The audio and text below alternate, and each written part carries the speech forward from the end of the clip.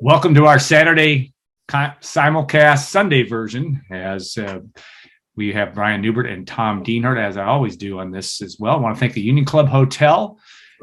Very special night Thursday night because Brian Neubert is going to be with me. It's going to be special for me because I get to sit an hour. We'll talk about basketball with Brian at the Boiler Up Bar. The whiskey room, I think is what it's called, is where we'll be. And I'll make some special offers out there too for people that want to join us. Might even buy you a cocktail or two if you show up at the bar. That's 7:00 Thursday, March the 3rd. And that will be fun. I maybe Tom Dienhart will be in the audience too. Yeah, I'm gonna have to. This is gonna be standing moment for this. Yeah. In town and there to cover spring practice. But we'll start, Brian, with you and the Boilermakers. Obviously a disappointing loss yesterday. You've chronicled that very well on the site. And in fact, with the loss to Michigan State in a game that Purdue kind of did what you said it couldn't do, and that's turn the ball over 17 times in a game it really probably should have won, but didn't. Now that you've had a chance to sleep on it, drive home from East Lansing as well, any more insight you want to bring to the table with that disappointing loss for Purdue? And not really. I mean, it's the same game today as it was last night, where Purdue just the one thing it couldn't do, it did, and it was the total manifestation of its most clear and present danger on the court, and that's the singular reason they lost this game, was because that they turned the ball over. I think it was officially 17 times, but I think that last one was a little bit. I can't remember the nature of it. There was 1 second on the clock basically after Tyson Walker made that shot. So calling that a turnover, is probably a little bit warping of reality, so to speak. But before that was 16 possessions. You didn't have. Michigan State did a good job making Purdue beat them with twos. Michigan State did a good job shortening the game. I thought it was one of the biggest keys of the game, where Michigan State made 5 shots at the end of shot clocks or the game clock. That kind of shortened the game, kept the ball away from Purdue, and Michigan State just kind of played it perfectly and kind of got out of the way and let Purdue kind of lose the game more than Michigan State won the game. That said, you have to give Michigan State credit for executing that kind of spider web that Purdue flew right into by turning the ball over as much as they did. Yeah, you talked about the turnovers, Brian. Obviously, Purdue was 1 of 9 from 3-point range. I think that 3-pointer came in the first half too. Mm-hmm. It's funny looking at the stats. Purdue shot 54%. Shot better than Michigan State. Out rebounded them, I think, 34-24. Turnover discrepancy you talked about, but again, the turnovers and the lack of 3-point shots really were Purdue's undoing. That's always a tough environment up there, obviously. I guess if you want to be glass half full guy, Purdue can still win a share of the Big Ten title, right? I mean, it's maybe as doomy and gloomy as things looked from a Purdue perspective on Saturday. Again, they have a chance on Tuesday night, correct, in Madison, Wisconsin at the Kohl Center. If you knock off the Badgers, could end up having, a 4-way tie for first place in the Big Ten. And so that opportunity is still there for the Boilermakers. Maybe this is one other punch between the eyes that'll sharpen everybody's focus even more. I guess for me, guys, that was the most disappointing thing was, number one, Purdue got the well-documented rest it needed, right? They had a long layoff to get ready for this ball game. They're facing a Michigan State team that lost 3 games in a row that was not a vintage Michigan State team. It was desperate, but not vintage. And number 3, Purdue knew the stakes. I mean, this was a huge ball game. I know they're all huge ball games in your top 5 team, but, again, the title is still there for Purdue's taking. But to me, it's just disappointing when so much is on the line. This is the kind of game, to me, that's the kind of game Big Ten championship teams win. You find a way to win those road games against average Big Ten teams, like Wisconsin did against Rutgers. That to me, that was disappointing. Again, it doesn't mean great things don't still loom for Purdue. Just a disappointing outcome for a season where there's still a lot of great potential to do a lot of things and check all the boxes. Yeah, Brian, you look at the fact that a historic game, I guess, probably a historic day, I should say. The top 6 teams in the AP rankings get beat yesterday. It's still falls short of misery loves company, but that is the reality of this 2022 landscape in college basketball. Brian, do you think that that's I know it's no solace, no comfort when you had a game that was in front of you that you could have won, but still, again, there's a lot of teams that are feeling just like Purdue this morning. Yeah, it doesn't affect Wisconsin, though. Wisconsin wins all the games they need to win. Yes, they do. And that's what, if Purdue just had some of what Wisconsin has, and again, we're talking about a team that's 24-5 here. It's not like this is the Washington Generals, as I've been saying all year long after Purdue loses. But every game matters, obviously, but every possession matters, and that's where Purdue, struggles, is when you get to these games where you have to maximize your possessions. You can't turn the ball over. You have to get that one big stop or make that one big shot. I know Purdue's done plenty of that. I'm trying to not cherry pick here, just the bad stuff. But when you look at the losses this year, 3 of them come on shots made in the final 20 seconds of games. All 3 of those games being games where the opponent played as well as they possibly could have played. Purdue obviously turned the ball over, had defensive breakdowns, whatever it might be. And had Purdue been that much better or maximized this possession or that possession, those games turn out differently. Where this game was lost yesterday at Michigan State wasn't in the final minute. It was at the start of the second half, because you knew it. You could feel it turning out the way it turned out, because Purdue had closed the first half really strong. They held Michigan State scoreless for like 2.5, 3 minutes. Michigan State somehow was only up 2. The way Michigan State played in the first half versus the way Purdue played in the first half, Purdue was damn lucky, or damn good, whatever it might have been, to only be down 2. Then you open up the second half, you tie the game, and then you hold them scoreless like 3 minutes, whatever it was. But then you just start turning the ball over. Once again, it was like 5 turnovers and 7 possessions or something like that. That was Purdue's window of opportunity. And you knew it when it was happening. You were sitting here and saying, that's not going to end well for Purdue, because this was their golden opportunity to put together an 8-0 run, a 10-0 run, a 12-2 run, something like that, completely changing the complexion of this game, making Michigan State play from behind more. I think had Purdue taken advantage of that opportunity, this game plays out differently. And that's been the nature of these losses, is there's been that one spell in every game. The final 10 minutes of the first half at Indiana was when that game was decided, because Purdue just lost its mind, started turning the ball over. Robert Finney got out in transition a little bit. All of a sudden, he turns into Superman. The Wisconsin game in Mackey Arena, same deal. They turned the ball over too much in the first half. Johnny Davis gets going because he gets out in transition a little bit, gets feeling good. All of a sudden, he's in rhythm. That's where those games were lost. And that's where Purdue simply hasn't gotten to where it needs to be yet in terms of making every possession matter as much as it possibly can. Yeah, you talk about championship teams, and I'll throw this to Tom, but back to Brian too, that it is an interesting thing. Wisconsin goes to Rutgers yesterday and guts out a win when Rutgers, they led most of the game. It's just, you don't look at Wisconsin. Maybe I should change my mind here in terms of how I look at Wisconsin, but they're doing what it takes to win. So now Purdue has a chance, and maybe it'll be a blessing in disguise to go and get a tough-minded road win in Madison on Tuesday night, which will not be an easy environment. The Badgers have a chance to win the title outright if they can take care of, if they beat Purdue. In essence, they'll do that. But, just looking at it, I'll start with Tom, the landscape of championship teams. Wisconsin's looking like one, at least in the Big Ten, and Purdue maybe not. But again, Purdue has a chance to change that Tuesday. Yeah, Badgers are tough, aren't they? Man, yeah.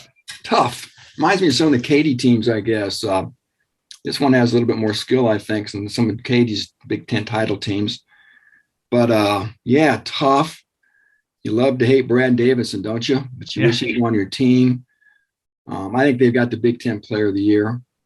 I know E.J. Liddell's very good, and you can make a case for some other guys, but my goodness, Davis is a special player. Fans got to see that when he was in West Lafayette earlier this year. So great opportunity, though, right? That's all you can ask for is an opportunity. Now, not many teams have this opportunity right now to still play for a Big Ten regular season championship in March. And are the odds going to be long? Perhaps. Purdue's probably going to be an underdog, I would think. I'm not sure if they've been an underdog all year from the Vegas odds makers.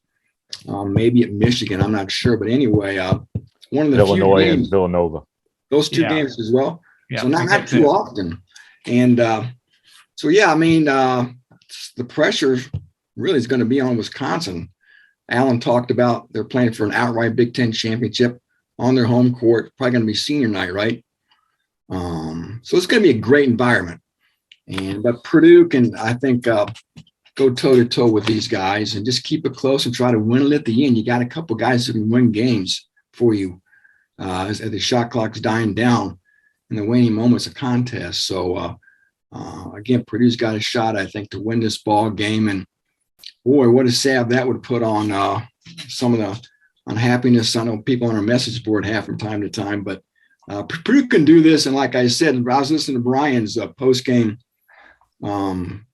rap from Qdoba and somewhere in Michigan. And, I'll throw it to Brian. And I know you said this often, you said it again in that audio podcast, Brian. You really think this Purdue team may be better set up for success in March, more so than the Big Ten play? Just go ahead and talk about that again. Yeah, well, I mean that not to promise anything big come March, but rather to try to kind of explain what is going on, what has gone on with Purdue when they've lost in the Big Ten. Because I think just what I talked about before is I think this is a better overwhelm you team than it is maximize every single possession. And I think that's the difference between Purdue and Wisconsin, is that one team may not be as formidable as the other, may not be as talented as the other, but Wisconsin's steady as it goes. They don't have the ups and downs necessarily that Purdue has. They don't have those spells where you turn the ball over 5 times in 5 minutes, things like that. They don't beat themselves. They don't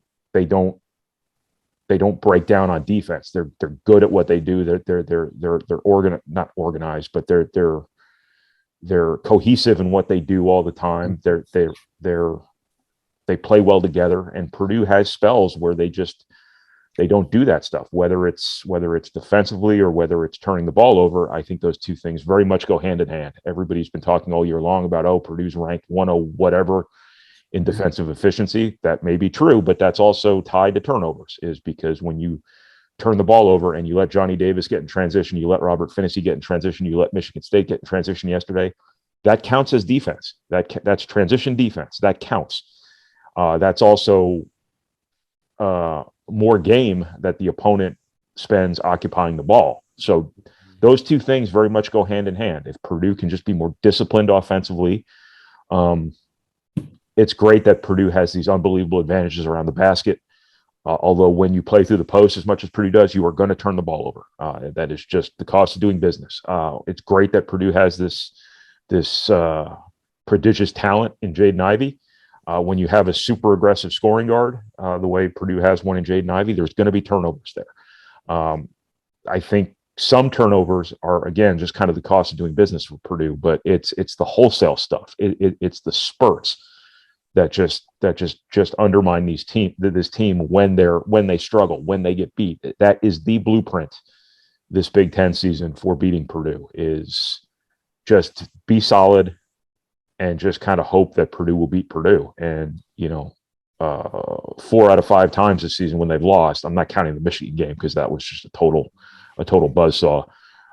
Nothing mattered in that game, nothing. But the other 4 games, that was the blueprint. Just let Purdue beat Purdue. And Purdue's, I want to say Purdue's got to get out of their system, but it's February 27th, and at some point you kind of are what you are.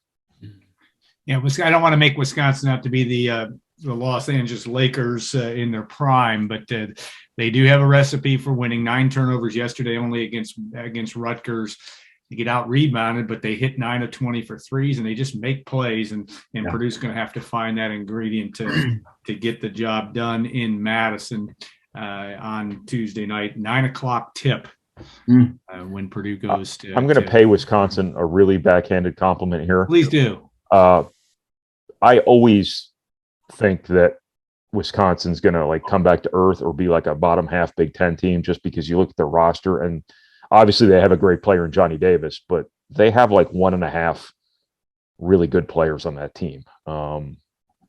And they always win above their talent level because they're good at what they do, because they're consistent, because they're steady, because they let you beat yourself, and because they just kind of lull you to sleep, and because they get between your ears, and they lull you to sleep. And that's that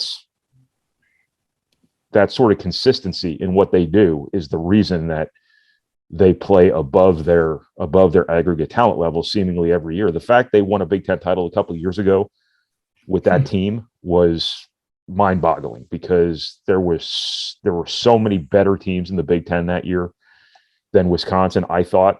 But at some point, I have to stop like looking at Wisconsin as that plucky underachiever, because what they do great. And it is very similar to Purdue under Gene Cady, where they might not have the raw talent, they might not have the physical ability, but they do what they do really well, and they do it every damn game. And that's, again, if Purdue could just get a little bit of that, you're looking at a team that'd be like 30-1 right now. We'll get to football in a minute. I want to ask you, this is a tough question maybe, but do you sense some frustration with Matt Painter, just in fact that, you got an A talent in Jaden Ivey, and he's been really good for the most part, and you mentioned the fact that you turn the ball over sometimes. Is this now going to are you going to have to morph yourself into this is just, like you often say, the cost of doing business and move on? I mean, how do you fix this if you're Purdue, in terms of the way that the Boilermakers play, and even against Wisconsin, but also when it gets to the NCAA tournament?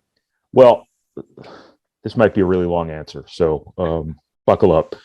I don't want to start like rewriting the story of this team in March, but I think that there has always been a really delicate balance with this team that they have been trying to, or they've been making work to the tune of 24-5, but it's still a delicate balance nonetheless. You have a player who unto himself would be your offense in Jaden Ivey.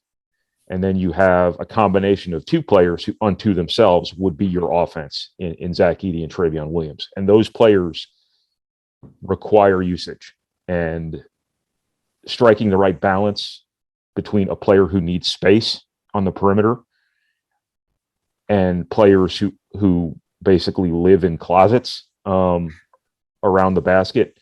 That's not an easy thing to pull off.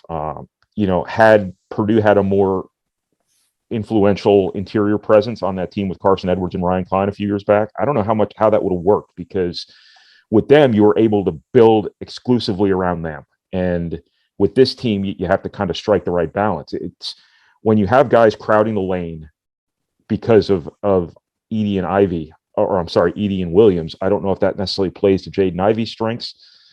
And I think that if it were one or the other, I think that, things would be a little bit more fluid. That's not the turnover issue. That's not the defensive issue.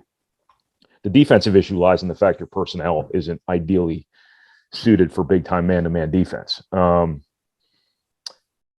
And they simply haven't bought into the level that Purdue needed them to buy into. But the other point I was going to make there was that a few years back, you basically let Carson Edwards do his thing. You let Ryan Klein do his thing, although taking care of the basketball and taking good shots weren't Ryan Klein's issues. But what you did with those guys was you built this wall of efficiency around them. All these guys who shot high percentage from three for the most part, who really took care of the basketball, who knew their roles. You found a use for a really limited offensive player in Nogel Eastern as an offensive rebounder and kind of a roll man crashing the basket. You found a role for Matt Harms as in dives and just kind of finishing around the rim. You found a role for Grady Eifert as a spot up shooter and offensive rebounder. With this team, you've got three alphas, and when that kind of usage is spread all the way around, the turnovers that come with that level of influence in a player is not as easy to suppress as it would have been a couple of years back. It's the egregious stuff. It's the bad decision making, or it's the post turnovers where the big man's just not paying attention and somebody sneaks in behind him. It's the bad calls that go against Zach Edey sometimes that really, could stand to be cleaned up. But what you need is everybody else really taking care of the ball and really making open shots. And that's where things went sideways for Purdue yesterday at Michigan State, whereas your three alphas, turned the ball over, but also Michigan State did a good job. And I could have told you exactly what Michigan State was going to do against Purdue. Purdue knew damn well what Michigan State was going to do because they've been doing it for a decade. Is you let the big guys eat, you guard them one-on-one, you give them their 35 points between them, and then you take away everybody else. And I do sort of wonder if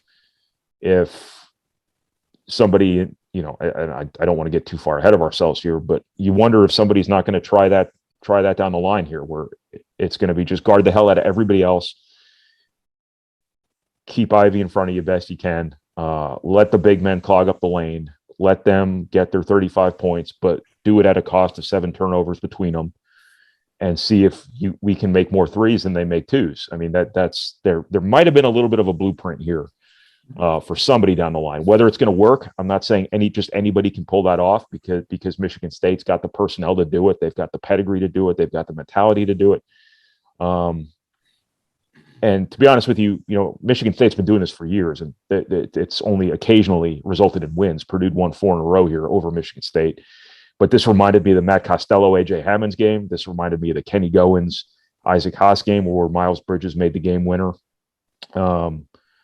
Threes are worth more than twos. And taking away the threes and making Purdue beat you with twos while you made threes, 9 of 20, and you got out in transition and got easy baskets off your opponent's mistakes, that was a pretty good blueprint for Purdue yesterday, or for beating Purdue yesterday. And Michigan State played about as well as it could. They played to their ceiling, and they did just enough to kind of let Purdue beat itself. And that's what Purdue has to get right from here on out, because obviously the stakes right now are really, really high, and come a week from now, they're going to be even higher.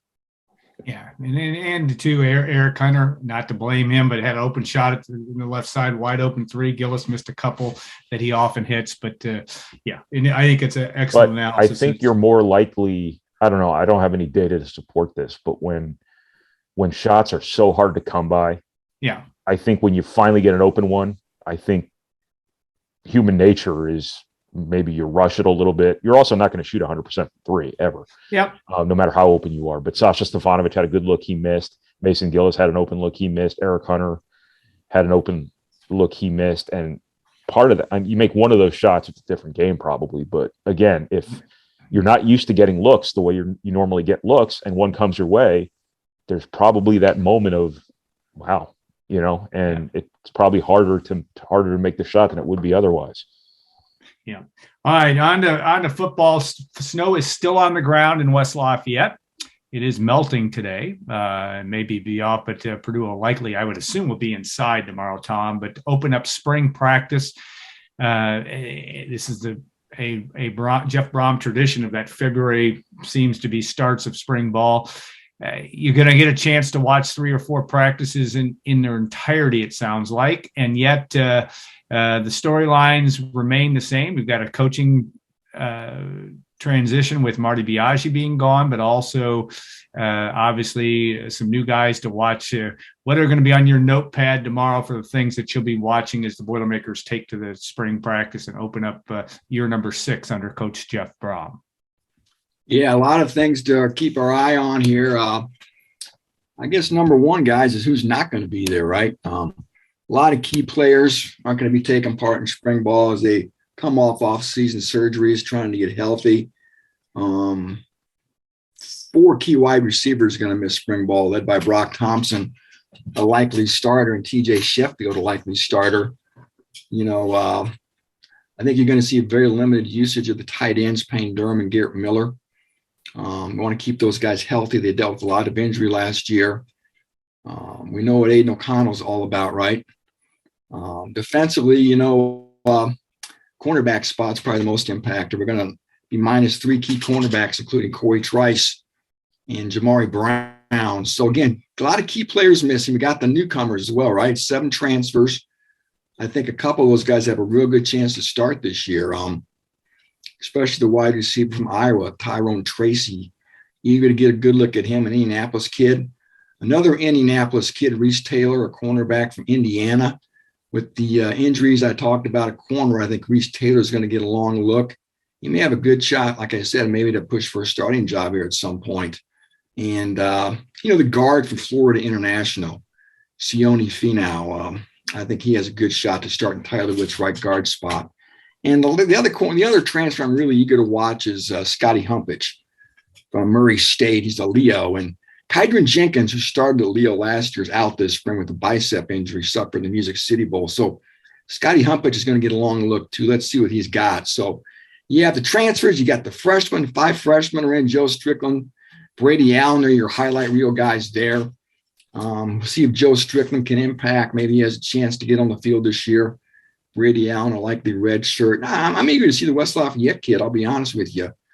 Mo Amanade, undersized defensive tackle, who I know some of the staffers really like. So you have those newcomers as well, guys. And, of course, then you have the coaches, right? Some coaching staff shuffling, 4 hires, 4 alterations, if you will, have been made to the staff. And there's going to be a 5th coming, likely in April, with a new special teams coach. Of course, late last week, that news broke that Marty Biagi's going to Ole Miss. I'm sure the staff will just go patchwork during spring drills to get through special team-wise. So just a quick abridged version of the new hires, of course. David Elson's going to coach linebackers. Ashton Ubode's going to coach cornerbacks. Offensively, you have Ryan Wallace, who's back on the field this year, coaching tight ends and offensive line, helping there. The new wide receivers coach, Garrick McGee, probably brings the most decorated resume of all the new hires. So he's going to work with wide receivers. So you got to get those guys blended in too. So there's plenty to keep the coaching staff busy here over the course of these 15 practices. And it will all culminate April 9th with the spring game kicking off at noon Eastern on BTN. So that'll be here before we know it too. I'm going to fire one back at you, Tom, with, Michael Amo obviously going to the transfer portal, the quarterback room. You're going to be watching Brady Allen closely, but now, at least in terms of experience, you've got 2 guys and Austin Burton coming back as well. But does that shorten that leash for Brady Allen if he steps forward? I mean, they'd like to redshirt him, but he may have to be. Seems like Purdue's gone to 3 quarterbacks with injuries and things down the road in years past, and obviously last year with the rotating, putting guys in running situations, and when you saw Austin Burton and Plummer in there. But what you think about that in terms of that's always an intrigue when it comes to spring ball. Yeah, that quarterback spot lost Jack Plummer earlier, so you lost 2 scholarship quarterbacks. We're down to 3 scholarship quarterbacks right now. I think the staff would like to have 4 ideally. And again, just the 3. We know about O'Connell, obviously. Talked about Austin Burton Allen. There was going to be some intrigue there as to who the number 2 guy was going to be this spring between Alamo and Burton. Of course, as you noted, that intrigue has been expunged with Alamo entering the portal. You got to think Burton's the presumptive number 2. And then you got Brady Allen, right? The future at the position, the 4-star quarterback, the Indiana Mr. Football is on campus. And you're right, Al. I'm sure they want to redshirt the kid, maybe get him some playing time. You can play in 4 games and still redshirt. But yeah, like you said, that position, the depth has been tested severely in some of these recent years. You're going to have to get Brady Allen ready to play. If he has to play, he has to play, right? But I think you'd like to redshirt him and have him start for 4 years. But it's going to be fun to see that kid throw the football. Everything you hear about him is he's eager to learn. We know about his arm talent. I think he's a better athlete than people think. Every bit is 6'4", 6'5" as well. So a very intriguing prospect. And again, it's going to be fun, like I said, to watch him compete. Maybe push Austin Burton a little bit for that number 2 spot. But again, I think settling on that number 3 spot, hopefully redshirt, learn, and then be the man next year. Brian, we'll finish up with you obviously had a conversation with Mike Babinski a lot about Purdue's finances, but also Purdue's plans for Ross-Ade Stadium, which will be unveiled, it looks like, later this spring. And just your feeling of the vibe of that. It's obviously going to happen, but also maybe the surprise, if you look back through the lens of COVID, that Purdue is really in pretty good shape financially for the most part, looking at coming out of COVID. And that's really a feather in the cap, at least moving forward for projects like the stadium project. Your analysis of that, and as we wrap up this Saturday simulcast. Yeah, I mean, I don't want to say it's like COVID never happened, but I think Purdue has kind of gotten back to where it needs to be here. I think it's back to it's back on solid ground from a financial perspective. I think they obviously nobody did well financially during COVID, but I think there's a matter of scale involved there, and I think Purdue did about as well as you possibly could. I think their operating deficit for the year most affected by the pandemic was only $8 million. Only $8 million. When you came into that year worried about like a $65 million, 50, 60, $70 million, loss, Purdue downsized a little bit. Obviously they cut costs. They cut some compensation packages. They kind of refinance some things, but also, they asked people for money, and they got $17-18 million out of that, which covered a lot of the balance here. And Purdue was, I don't want to say Purdue was fortunate, because there was skill and sound decision making involved here, but Purdue came out of this about as well as you possibly could have, I think. And now here you are again, whereas a year and a half ago it looked like the Ross-Ade Stadium project went from front burner to mere theory, to this kind of abstract thing that wasn't going to happen anytime soon. It's happening, and it's happening soon. He's going to go to the trustees in April with his proposal, $30 million. They'll start on it here, I think, next year. I'd have to go back and listen to what he said about his desired time frame. The tunnel is going to be part of it, I would have to think. The dining area on the north side of the stadium, or the nutrition area, I should say. Dining area sounds so social. That's going to be part of it, I would have to think. And if there's room in the budget, it might address some seating in the south end zone. What that would entail, I don't know. I don't think a portion of a $30 million project would involve closing off that whole thing, because that would seem expensive. Yeah, not going to happen. But this is just going to be phase one of the project. And I don't know how many phases there are going to be. I don't know if Purdue knows how many phases there are going to be, but something's going to happen here in the short term. Yeah, I think Purdue benefited also indirectly, and not is the fact that it has the fewest sports of any team in the Big Ten, and that's a huge factor. At least it comes home to roost, where the Ohio States and have 33, 32, 33 sports or whatever they have. That ends up playing well for Purdue. Well, I mean, as much as Purdue's invested in sports here lately, it's still not one of those places that spends money like a drunken sailor. This isn't, Ohio State, Michigan. This isn't anyone in the SEC. This is a relatively lean athletic department, even with a $100 million operating budget every year. It's still relatively lean, and you do only have 20 varsity sports. You don't break the bank on any one thing necessarily.